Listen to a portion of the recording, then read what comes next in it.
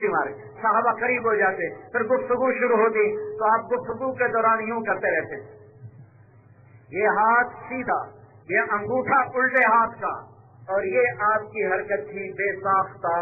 बात भी फरमाते थे और ऐसे कर रहे होते थे। आपको नजर आ रहा है भाई, नजर आ रहा है, मैं तुम्हें तुम्हारा रसूल दिखा रहा।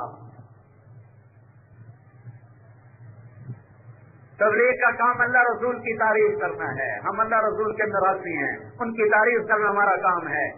मुझे ये नसबनामा याद करने का ख्याल आया। हमारा जिम्मेदारा बैकग्राउंड है, हमारे बाप दादा परदादा के मरासी चले आ रहे हैं, शहरों में जिंदगी शिफ्ट हो गए जिम्मेदार, वो सारी रिवायात खत्म हो गई। मैंने उसको आज तक बाकी रखा हुआ है, जब तक मैं जिंदा हूं मैं उसे निभाऊंगा। और मुझे पता है ये सारे मराठी आके मेरी भी झूठी तारीफ करते हैं, मेरे बाप दादे की भी झूठी तारीफ करते हैं, लेकिन इसके बावजूद वो गंदम भी लेके जाते हैं, पैसे भी लेके जाते हैं, चावल भी लेके जाते हैं, हर शय लेके जाते हैं कि वो थोड़ी देर के लिए दो चार प्योदा दे, मियाँ लबाई दे, तेरे सलामत, मियाँ नैतरी दे, मियाँ गाने दे, मियाँ फलाने दे, मियाँ फलाने दे। हमने अपनी वरासती कागजात निकाले थे तो 9 पुश्तों तक तो मिला है नाम मुराद, कोई मुराद था जिसके जमीन के नाम, जिसके नाम जमीन है, फिर उससे आगे, फिर उससे आगे, फिर उससे आगे, मुझसे ऊपर 9 पुश्तों के, ये 1888 के 90 का जो अंग्रेजों ने बंदोबस्त किया था, उसमें मेरे छोटे भाई को ये शौक है तो उसने वो अपना नसबनामा निकलवाया, राजपूत चौहान, तो वो नसबनामा निकलवाया 9 पुश्तों तक है। लेकिन मुझे परदादे के आगे के, हालांकि हमारे कमरे में लटका हुआ है, डेरे में लटकाए हुआ है, लेकिन मैं 10 दफा 20 दफा पढ़ चुका हूँ, मुझे नाम याद नहीं है। सिर्फ अलाबख्श बाप, इनायत अली दादा, गुलाम मोहम्मद परदादा, जहान खान, ये धड़दादा, उससे आगे मुझे पता नहीं कौन है।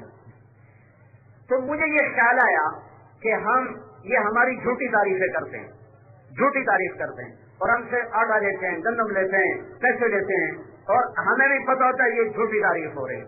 मैंने कहा सबसे सच्चा अल्लाह का रसूल है, अगर मैं उसका मिरासी बन जाऊं, अगर मैं उसकी तारीफ करूं, उसके बाप दादे की तारीफ करूं, तो वो तो दरबार ही सच्चा है, उससे बड़ा तो दरबार कोई नहीं। तो मैंने ये सारा नसब याद किया। और भाई अल्लाह के वास्ते क्यों शोर कर रहे हो, कुछ तो आदाब का ख्याल करो यार, क्या लोग हो। और भाई तुम बोलने वाले तो चुप करो, भाई चुप करो, ना बोलने दो, तुम चुप करो, बैठ जाओ। मैं 1999 से हर साल जा रहा हूँ हज के लिए, उम्रे के लिए, सिर्फ 1994 का नागा है। ये 2002 की बात, मैं ये नस्ब याद करके मैं रोज़ा रसूल पे पहुंचा, जुमे का दिन सुबह उम्रे के लिए, रश नहीं था थोड़े से। मैं ये नस्ब याद करके मैं रोज़ा रसूल पे पहुंचा, जुमे का दिन सुबह उम्रे के लिए, रश नहीं था थोड़े से लोग।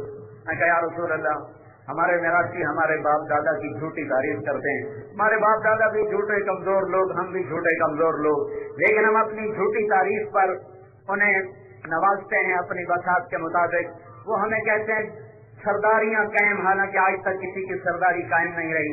वो कहते हैं डेरे सलामत, आज तक किसी का डेरा सलामत नहीं रहा, डेरे भी उजड़ गए, सरदारियां भी मिट गई। लेकिन अब इस झूठी तारीफ पर खुश होकर उनको इनाम देते हैं, या रसूल अल्लाह आपका तो डेरा सलामत, आपकी सरदारियां कायम हैं, आपके वक्त सलामत हैं। आज मैं आपके बाप दादा की शान में पीढ़ी पढ़ता हूँ कि डेरे सलामत रमन मोहम्मद बिन अब्दुल्ला बिन अब्दुल मुत्तलिब बिन हाशिम बिन अब्दुल मुनाफ बिन कुसई बिन किलाब, रोजे के सामने खड़े होकर बिन मुर्रा बिन काब बिन लुवई, और मेरे आंसू बह रहे, मेरे आंसू बह रहे, बिन गालिब बिन लुवई बिन गालिब बिन फहर बिन मालिक बिन नजर बिन किनाना बिन खुजैमा बिन मुदरिका बिन इलियास बिन मुदर बिन नजार बिन मुआद बिन अदनान बिन अवद बिन हमैसा बिन सलामान बिन औस बिन बऊद बिन कमवाल बिन क़ुदै बिन अवाम बिन नाशिद बिन हिजा बिन बलदास बिन यदला बिन ताबिर बिन जाहिद बिन नाइश बिन माखी बिन आयफी बिन अबखर बिन उबैद बिन अद्दुआ बिन हमदान बिन संबर बिन यसरबी बिन यहजन बिन यलहन बिन इरवा बिन ऐबी बिन ज़ीशान बिन ईसर बिन क़नाब बिन ईहाम बिन मुक़म्मिल बिन नाहिद बिन सारे बिन समी बिन मज़ी बिन इवद बिन इराम बिन तिगार बिन इस्माईल बिन इब्राहीम बिन आदर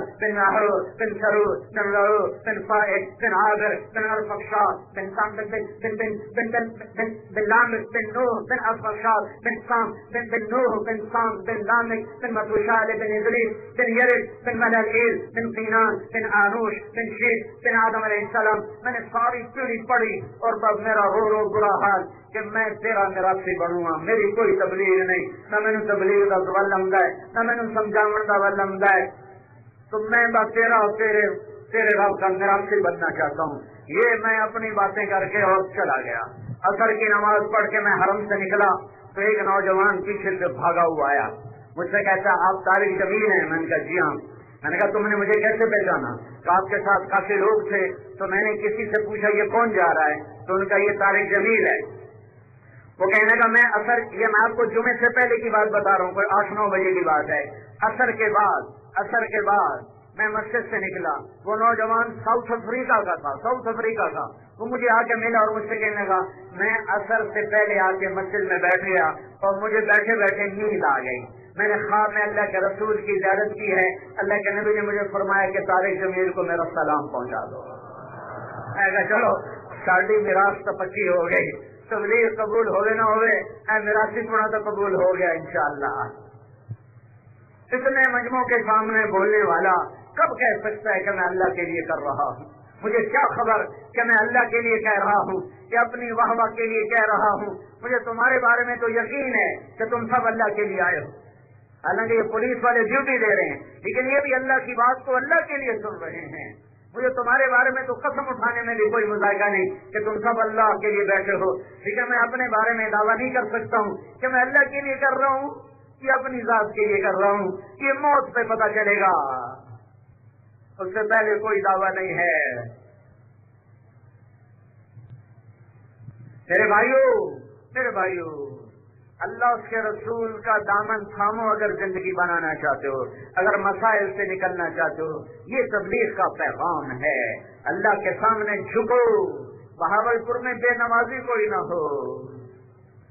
5 دفعہ تم نوکر کو بلاؤ، مجھے بتاؤ اپنے ضمیر سے پوچھ کر، 5 دفعہ تم نوکر کو بلاؤ اور وہ 1 دفعہ بھی اٹھ کے نہ آئے، تم اسے نوکری پہ رکھو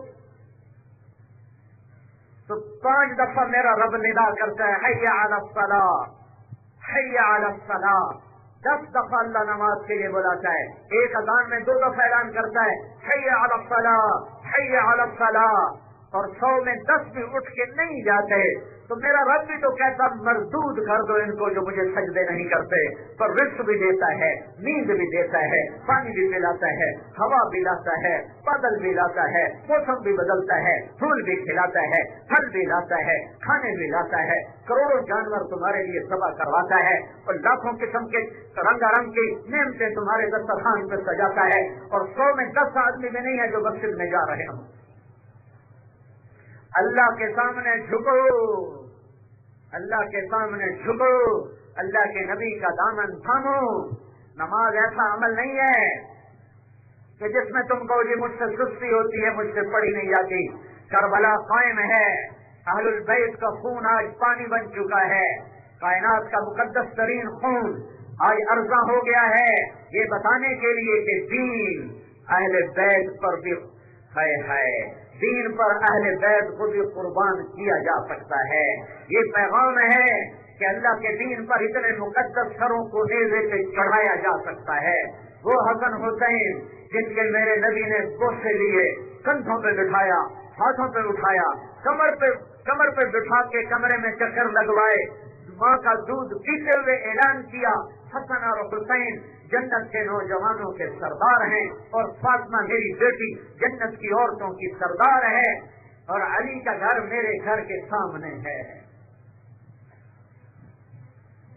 ہائے ہائے ہائے ہائے، علی کا گھر میرے گھر کے سامنے ہے. اور وہ رات کو روزانہ اٹھ کر کہتے ہیں یا اللہ آہن آہ من قلت الذات وبعد السفر وباشت الطریق. یا اللہ سفر لمبا ہے، عمل تھوڑا ہے، میں کیسے تیرے تک پہنچوں گا؟ پہنچا ہوا کہتا ہے کیسے پہنچوں گا؟ اور یہ پولیس والا کہتا ہے نماز نہیں پڑھی گئی، ڈیوٹی دے رہا تھا. کس کی ڈیوٹی دے رہے تھے؟ کوئی اللہ سے بڑا حکمران آیا تھا. یہ تاجر کہتا ہے گاہ ٹوٹ جاتے اگر میں نماز پہ اٹھ جاتا. یہ تمہیں تجارت کس نے دی؟ یہ جوان کہتا ہے پڑھی نہیں جاتی. تیری جوانی کس نے تجھے دی ہے؟ تجھے رزق کس نے دیا ہے؟ یہ ماتھا زمین پہ نہ لگا تو اس سے بڑی بدنصیبی کیا ہے؟ آج کربلا قائم ہے. جنت کے سرداروں پر امتحان کی گھڑی ہے. زندگی اور موت کے درمیان چند گھڑیوں کا فاصلہ ہے اور نماز کا وقت داخل ہو گیا. ظہر کا وقت داخل ہو گیا. اب اگر نہ بھی پڑھتے تو کیا مسئلہ تھا؟ ابھی تو موت ہے. عصر کا وقت آنے سے پہلے شہید ہوئے اور جنت میں چلے گئے. جنگ سے پہلے اونگ آ گئی، اونگ آ گئی، سو گئے، آنکھ کھلی، مسکرانے لگے. بہن زینب رضی اللہ عنہا نے پوچھا بھائی ہنسے کیوں ہو؟ یہ تو ہنسنے کا وقت نہیں ہے. کہا بہن خواب میں اللہ کے نبی کو دیکھا ہے، وہ کہہ رہے ہیں بیٹا میں تمہیں لینے کے لیے آ چکا ہوں. تو اب نماز نہ پڑھو بھائی، کیا مسئلہ ہے؟ چھوڑ دو چھوڑ دو. اب تو جنت تیار ہے. نہیں پھر بہاول پور والوں کو کیسے پتا چلے گا کہ سرے دار بھی پڑھی جاتی ہے، سلواروں کی چھاؤں میں بھی پڑھی جاتی ہے، اور گردن کٹا کے بھی پڑھی جاتی ہے، اور زخموں سے چور ہو کر بھی پڑھی جاتی ہے، اور سب کچھ قربان کر کے بھی اسے نہیں چھوڑا جاتا. آپ نے زہیر بن قین آپ کے دائیں طرف کے سردار سے ان کو بلایا. شمر سے کہو جنگ روکو، نماز پڑھنے دو. زہیر رضی اللہ تعالیٰ نے گھوڑا آگے بڑھایا اور بابا سے بلند شمر سے کہا تھوڑی دیر کے لیے جنگ روکو، ہمیں نماز پڑھنے دو اور بہاول پور والوں کو پیغام دینے دو. ہے شمر نے کہا ہم نماز کے لیے جنگ بند نہیں کریں گے، ہم تمہیں نماز میں بھی قتل کریں گے. تو انہوں نے واپس آ کر کہا کہ جی وہ نماز کی اجازت نہیں دے رہا. تو آپ نے فرمایا آدھے ان سے لڑو اور آدھے کہو اللہ اکبر. 14 صدی میں ایسی نماز شاید ہی پڑھی گئی ہو. 14 صدیوں میں ایسا پیغام نماز کا شاید ہی امت کو ملا ہو. 20 آدمی تو شہید ہو چکے تھے ظہر تک، پیچھے 52 باقی تھے. 26 کو سامنے کھڑا کیا اور 26 تیمم کیا. یا اپنے خون سے وضو کیا، کربلا کی ریت سے تیمم کیا. یہ عجب نمازی تھے. سینے سے خون، پہلو سے خون، بازو سے خون، ماتھے سے خون، سر لہو لوہان، بدن لہو لوہان، گوٹی گوٹی پھڑک رہی اور اللہ اکبر الحمدللہ رب العالمین شروع ہو گیا. اور تمہیں پیغام ملا کہ تم اپنی جوانی پہ رحم کھاؤ کہ سب کچھ ہوتے ہوئے تم سجدے میں نہیں جاتے ہو. 90% کو تو پڑھنے نہیں دیتا اور 10% نمازیوں کو نماز بنانے نہیں دیتا. نماز بنانے نہیں دیتا کہ نماز کو خوبصورت بناؤ.